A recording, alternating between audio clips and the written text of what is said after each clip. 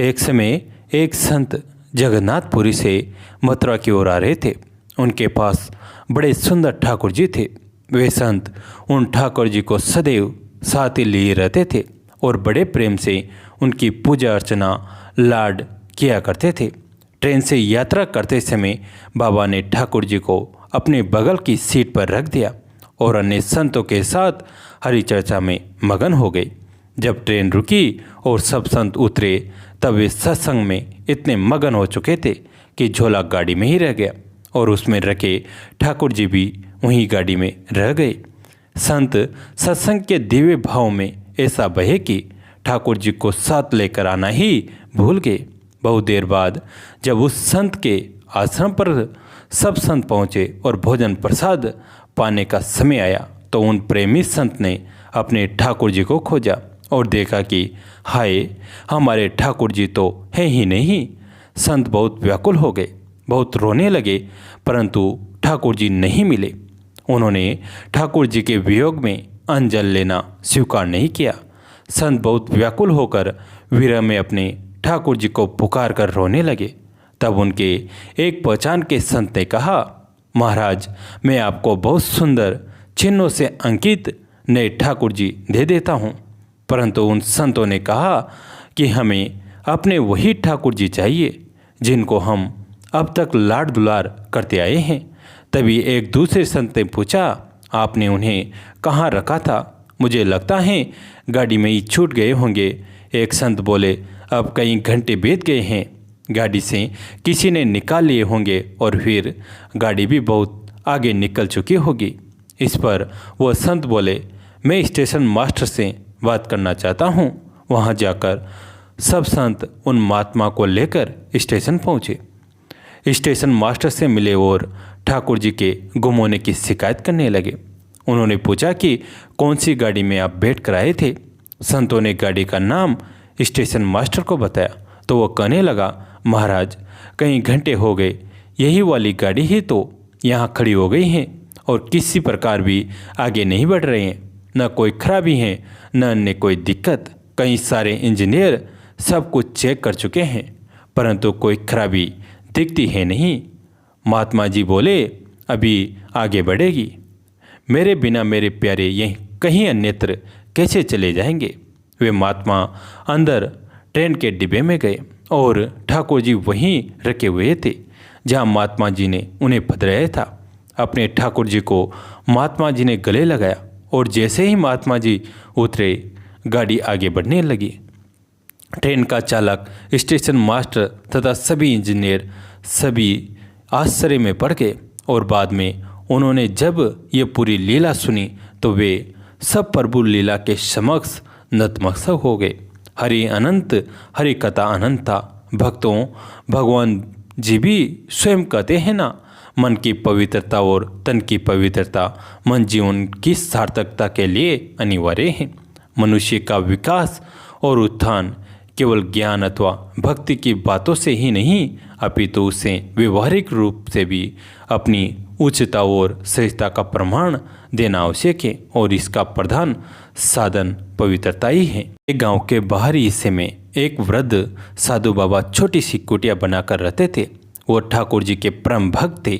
स्वभाव बहुत ही शांत और सरल।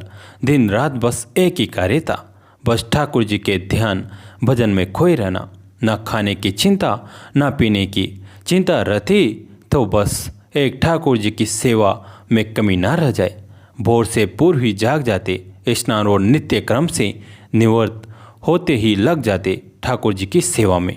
उनको स्नान कराते, धुले वस्त्र पहनाते, चंदन से तिलक करते, पुष्पों की माला पहनाते, फिर उनका पूजन भजन आदि करते।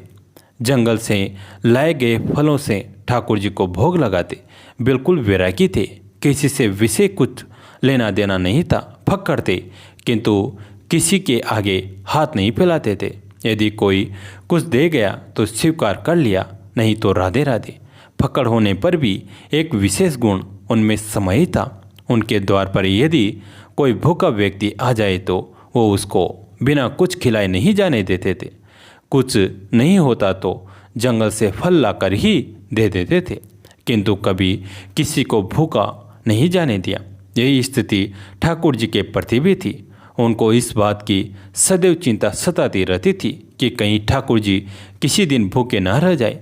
उनके पास कुछ होता था तो था नहीं, कहीं कोई कुछ दे जाता तो भोजन बना लेते थे, अन्यथा वो अपने पास थोड़ा गुड़ अवश्य रखा करते थे। यदि भोजन बनाते तो पहले भोजन ठाकुर जी को अर्पित करते, फिर स्वयं ग्रहण करते। किंतु यदि कभी भोजन नहीं होता था तो गुड़ से ही काम चला लेते थे। थोड़ा गुड़ ठाकुर जी को अर्पित करते और फिर थोड़ा खुद खाकर पानी पी लेते थे। एक बार वर्षा ऋतु में कई दिन तक लगातार वर्षा होती रही। जंगल में हर ओर पानी ही पानी भर गया। जंगल से फल ला पाना संभव नहीं रहा। उनके पास रखा गुड़ भी समाप्त होने वाला था। अब बाबा जी को बड़ी चिंता हुई। सोचने लगे, यदि वर्षा इसी प्रकार होती रही तो मैं जंगल से फल कैसे ला पाऊंगा, ठाकुर जी को भोग कैसे लगा पाऊंगा। गुड़ भी समाप्त होने वाला है। ठाकुर जी तो भूखे ही रह जाएंगे, और यदि द्वार पर कोई भूखा व्यक्ति आ गया तो उसको क्या खिलाऊंगा। यह सोचकर वह गहरी चिंता में डूब गए। उन्होंने एक निश्चय किया कि अब से मैं कुछ नहीं खाऊंगा, जो भी मेरे पास है वो ठाकुर जी और आने वाले के लिए रख लेता हूँ। ऐसा विचार करके उन्होंने कुछ भी खाना बंद कर दिया और मात्र जल पीकर ही गुजारा करने लगे। किंतु ठाकुर जी को नियमित रूप से भोग देते रहे। बाबा जी की भक्ति देखकर ठाकुर जी अत्यंत प्रसन्न हुए, किंतु उन्होंने उनकी परीक्षा लेने का विचार किया। 2 दिन बाद ठाकुर जी ने एक वृद्ध ब्राह्मण का रूप धारण किया और उनकी कुटिया में उस समय पहुँचे जब तेज वर्षा हो रही थी। वृद्ध ब्राह्मण को कुटिया पर आया देख साधु बाबा बहुत प्रसन्न हुए और उनको प्रेम पूर्वक कुटिया के अंदर ले गए। उनको प्रेम से बिठाया, कुशल सेम पूछी। तब वो ब्राह्मण बड़ी ही दीन वाणी से बोला कि 3 दिन से भूखा हूँ, शरीर बहुत कमज़ोर हो गया है, यदि कुछ खाने का प्रबंध हो जाए तो बहुत कृपा होगी। तब साधु बाबा ने ठाकुर जी को मन ही मन धन्यवाद दिया कि उनकी प्रेरणा से ही वह कुछ गुड़ बचा पाने में सफल हुए।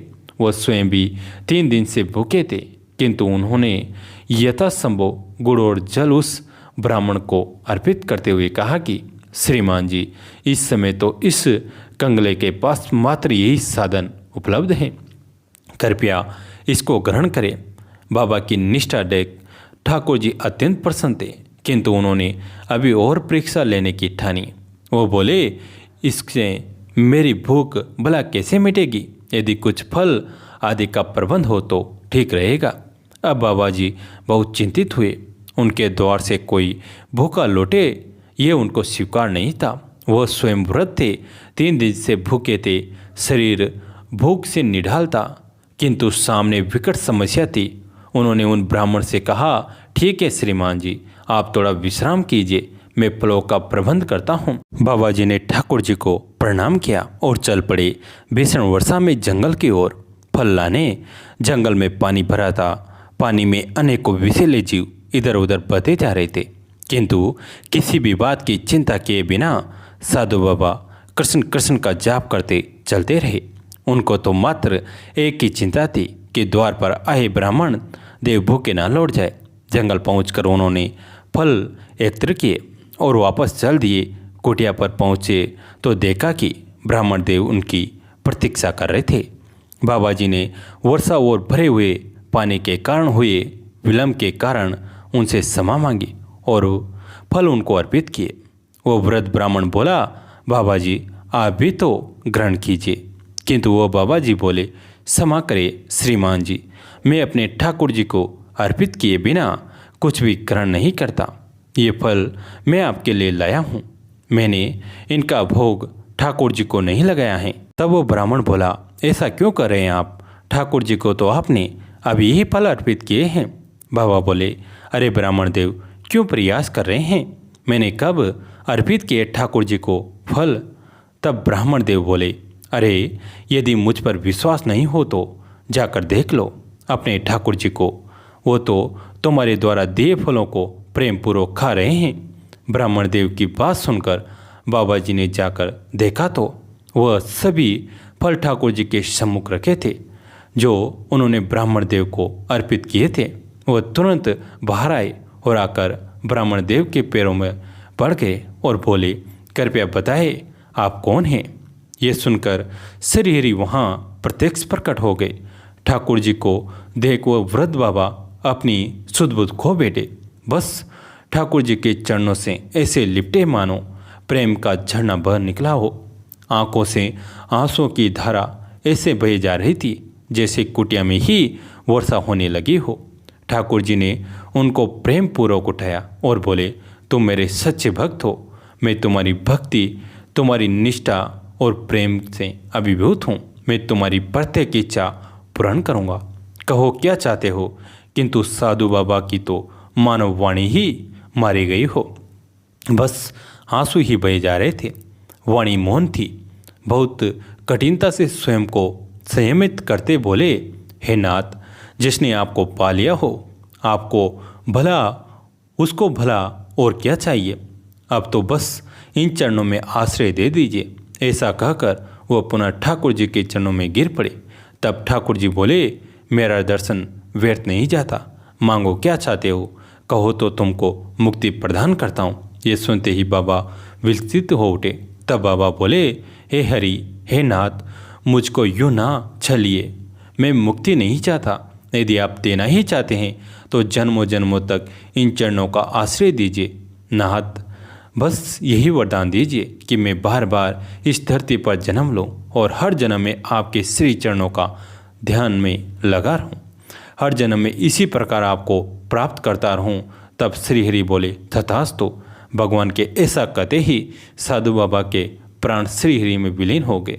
जय श्री राधे कृष्ण। कैसे लगी आज की कथा? अच्छी लगी तो लाइक कीजिए और कमेंट करके बताइए कि आपको कैसी लगी ये कहानी।